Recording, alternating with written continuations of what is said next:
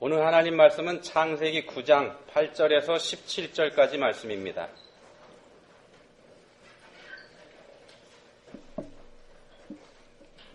한 목소리로 읽겠습니다.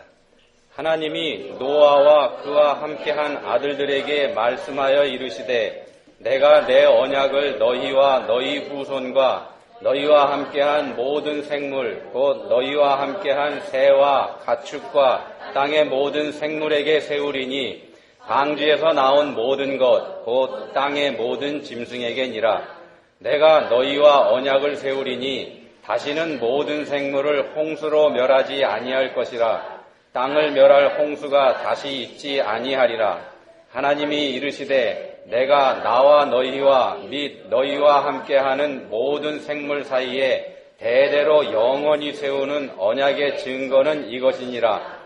내가 내 무지개를 구름 속에 두었나니 이것이 나와 세상 사이의 언약의 증거니라.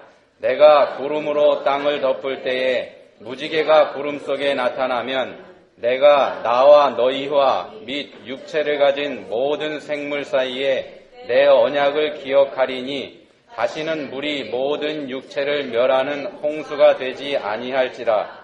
무지개가 구름 사이에 있으리니 내가 보고 나 하나님과 모든 육체를 가진 땅의 모든 생물 사이에 영원한 언약을 기억하리라.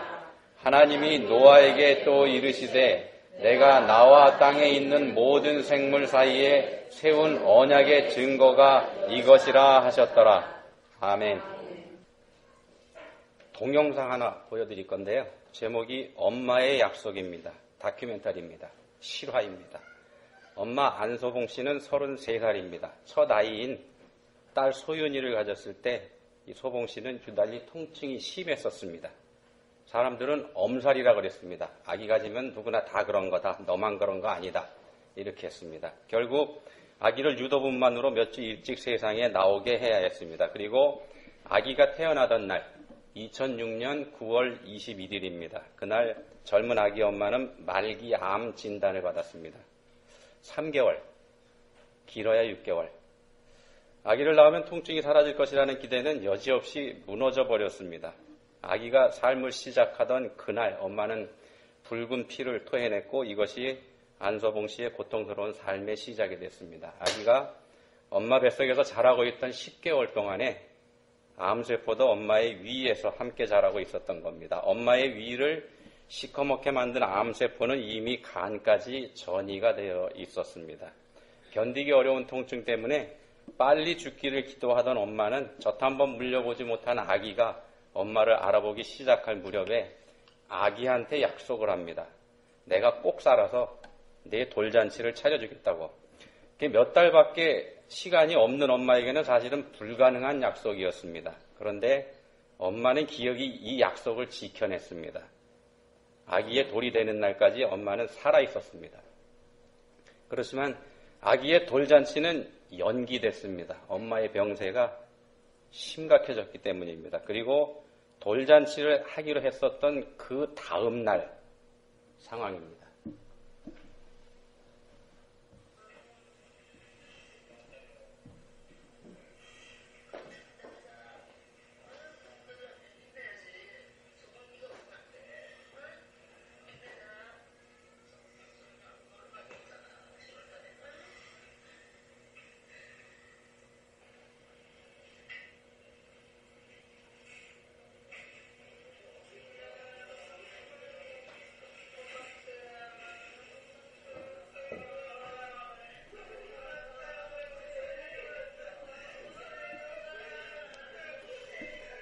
이 엄마는 아기한테 약속했습니다. 아기의 첫 돌까지 꼭 살아있겠다고. 그리고 돌잔치를 꼭 해주겠다고 말입니다. 그리고 엄청난 고통을 참아내면서 그 약속을 지켰습니다. 엄마로서는 자신이 할 수 있는 최선을 다해서 아기에게 자신의 사랑을 보여준 거죠. 자, 그러면은요, 여기서 한번 생각해 보시기 바랍니다. 엄마가 약속을 했습니다. 아기한테 약속을 했습니다. 그리고 엄마가 그 약속을 목숨을 걸고서 지켜냈습니다. 그러면은 그 약속이 아기하고 무슨 상관이 있을까요?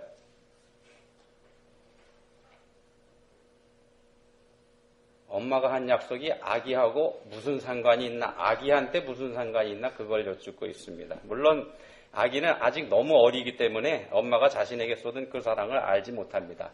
더 커야 알 수 있겠죠. 아이가 더 커서 철이 들 만큼 자랐다고 한번 생각해 보시기 바랍니다. 아이는 엄마의 그 사랑을 어떻게 받아들일까요? 엄마는 목숨을 걸고서 약속을 지켰는데 아이가 과연 엄마의 마음 그대로 받아들일 수 있을까요? 만약 아이가 그게 나와 무슨 상관이냐고 하면서 엄마의 약속을 하잘것없는 걸로 취급해버리면 어떨까요? 오늘 우리가 살펴보는 본문 창세기 9장 말씀에는요, 하나님의 약속이 들어있습니다. 노아의 홍수 직후에 방주에서 생명을 구한 노아와 그의 가족들에게 하나님께서 해주시는 약속입니다. 다시는 이런 홍수가 일어나지 않게 하겠다. 이렇게 약속하십니다. 그리고 그 약속을 보장하시는 뜻으로 구름 사이에 무지개를 띄워주셨습니다. 여기서 우리가요, 그렇게 사랑이 많으신 하나님이시라면 어떻게 그렇게 끔찍한 홍수 심판으로 사람들을 몰살시켜 버리실 수 있느냐? 이렇게 항의하는 것은 본질에서 벗어난 그런 게 됩니다. 하나님에게 대항해서 나도 하나님이 되겠다고 덤비는 사람들의 교만은 문자 그대로 하늘을 찌르고도 남았습니다. 그래서 결국 하나님께서도 그런 사람들의 교만을 감당하실 수가 없게 돼버렸던 것입니다. 세상이 정의롭게 돌아가기를 원하시는 하나님의 공의는 사람들이 더 타락하는 걸 더 이상 두고 보실 수가 없는 상태가 됐던 겁니다. 만약에 더 이상 하나님께서 그걸 방치해 두시면은 사람들의 죄가 사람들 자신을 파멸시켜버릴 게 분명했기 때문입니다. 스스로 하나님보다 더 높아진 사람에게는 두려울 게 없습니다. 두려울 게 없기 때문에 무슨 짓이든지 다 할 수가 있습니다. 그래서 무슨 짓을 하게 될지 알 수가 없습니다. 하나님은 아시죠. 전지하신 분이기 때문에 사람들이 어떻게 스스로 파멸할지 하나님께서는 미리 다 알고 계십니다. 그래서 하나님께서는 부득이 브레이크를 잡으셔야만 했던 겁니다. 사람들을 위해서 그렇게 하신 겁니다. 그렇지만 그렇게 세상을 청소하신 하나님의 마음이 편할 리가 없죠. 그래서 하나님께서는 약속하십니다. 앞으로는 절대 이런 홍수가 일어나지 않게 하겠다. 이렇게 말씀입니다.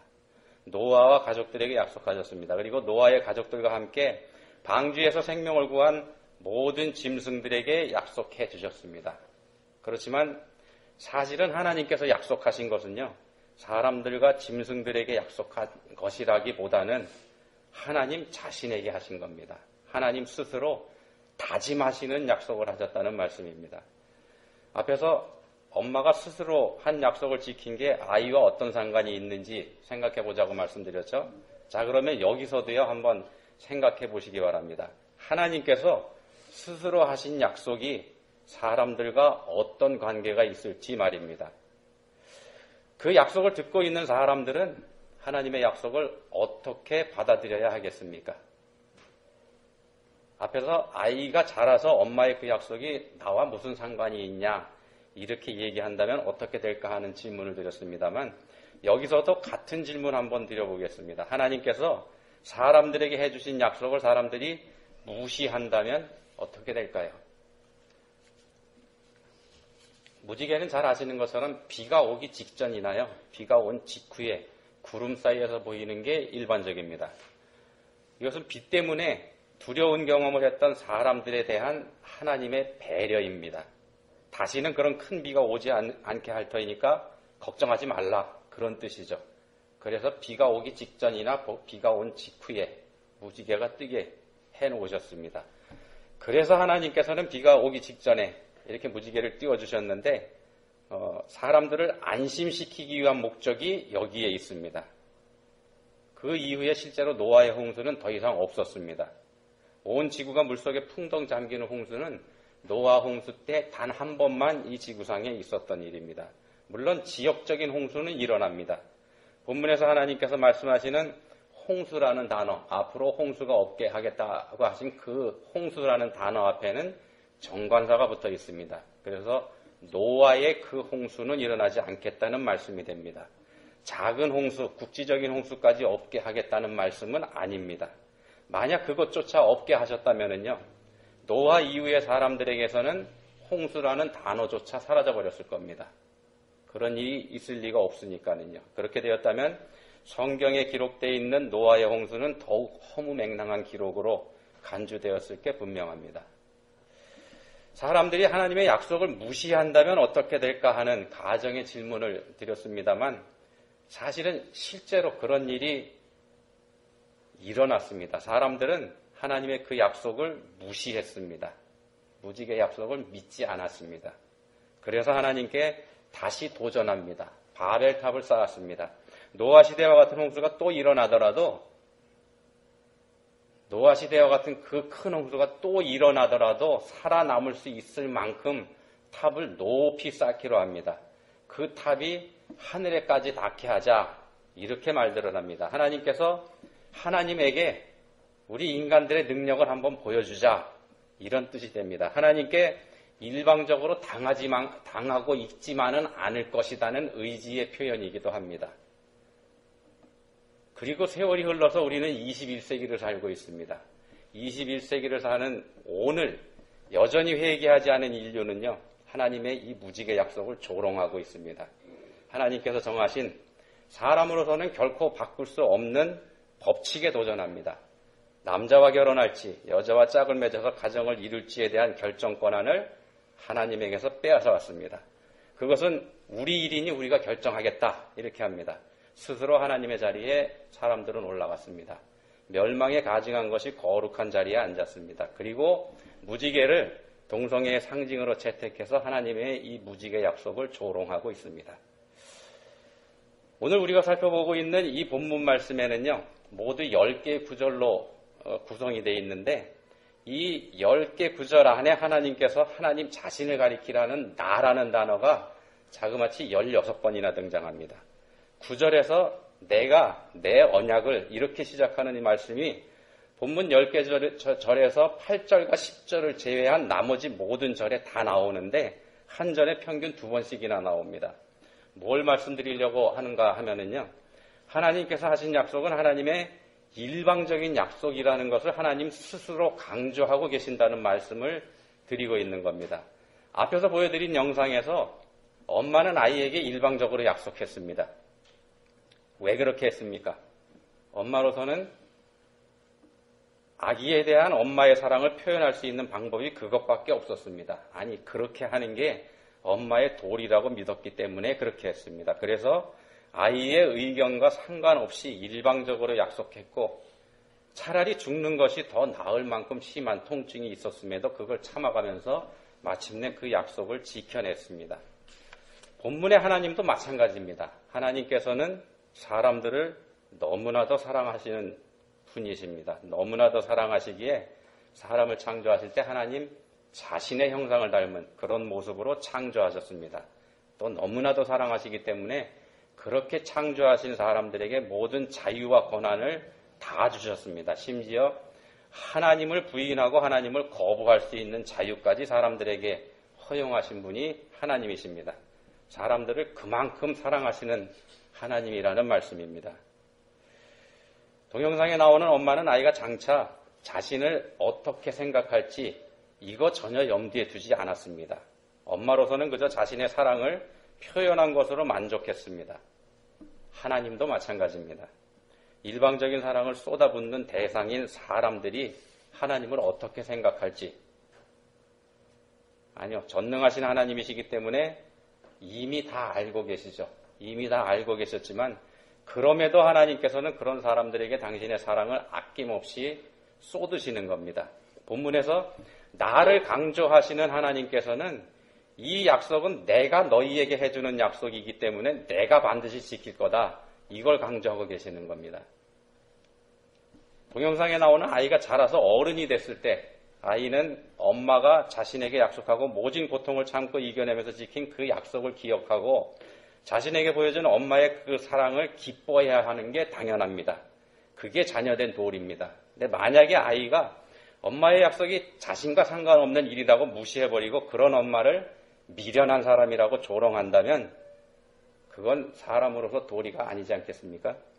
엄마는 아이가 장차 어떤 반응을 보일지 알지 못합니다만 당연히 기대하고 있는 것은 아이가 자신의 사랑을 다만 얼마라도 알아준다면 그걸 고마워할 겁니다. 그리고 아이한테 기대하는 게 그것입니다. 하나님은 어떠실까요?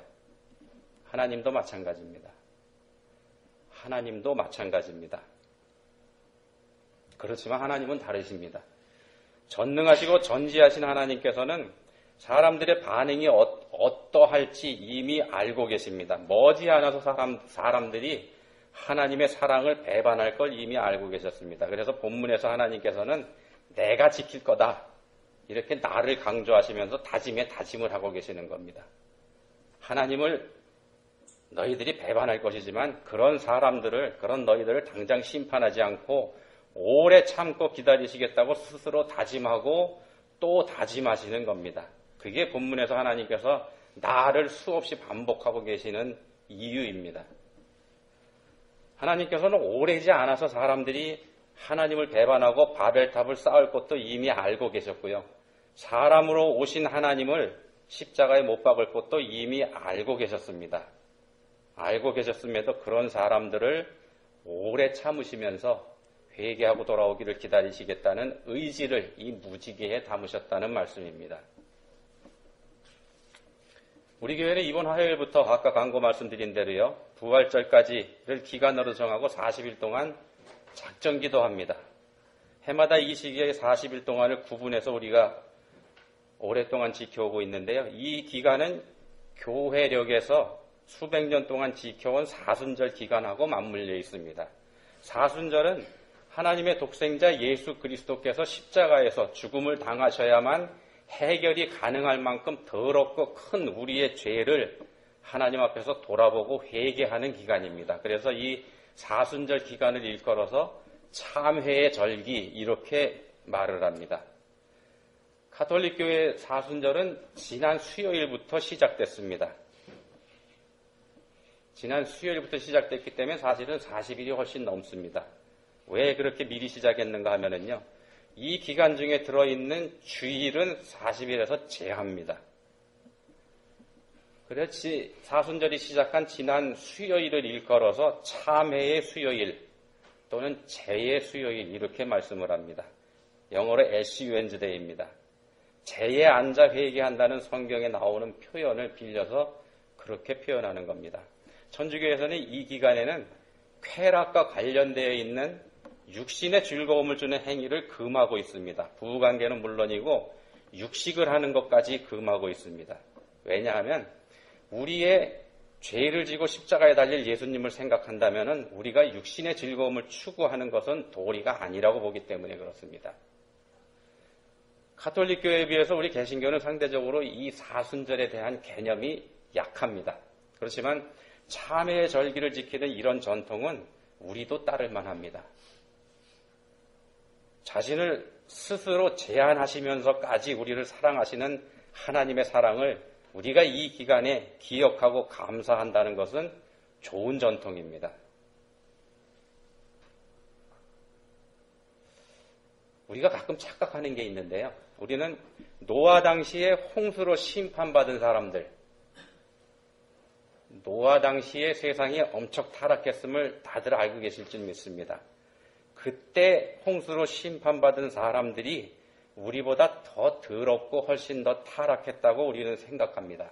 그렇지만 그때 사람들이나 지금의 우리나 사실은 매일반입니다. 우리도 그 사람들만큼 타락해가고 있습니다. 하나님께서 우리에게 사랑을 쏟아부으시면서 구름 사이에 떠있는 무지개를 보시면서 우리에게 오래 참고 계시기 때문에 우리는 아직 심판을 받지 않았을 뿐입니다. 우리의 도리는 그런 하나님을 찬양하고 감사하는 것입니다. 그리고 회개하는 겁니다. 비록 우리는 더럽지만 하나님은 우리를 사랑하십니다. 무조건 사랑하십니다. 엄마가 아기를 사랑하는 그 이상으로 우리를 사랑하시는 분이 우리 하나님이십니다. 그래서 우리에게는 소망이 있습니다. 그렇지만 세상에서는 그렇게 얘기하지 않습니다. 너는 원숭이같이 인하된 짐승의 하나에 불과하다. 이렇게 얘기합니다. 이런 거짓말에 속지 마시기 바랍니다. 우리는 하나님께서 사랑하시는 소중한 존재입니다. 이거 믿으시기 바랍니다. 기도하시겠습니다. 하나님 아버지, 저희에게 일방적으로 쏟아부어 주신 하나님의 사랑을 생각하게 해주셨습니다. 저희의 죄가 하나님께서 직접 해결하셔야만 할 만큼 큰 것임에도 저희를 끝까지 사랑하고 계심을 또한 알게 해주셨습니다. 이번 사순절, 참회의 절기에는 저희들의 죄를 깊이 돌아보고 회개할 수 있기를 원합니다. 저희에게 믿음의 눈을 열어주셔서 하나님의 뜻을 바로 분별할 수 있도록 도와주십시오. 예수님 이름으로 기도합니다. 아멘.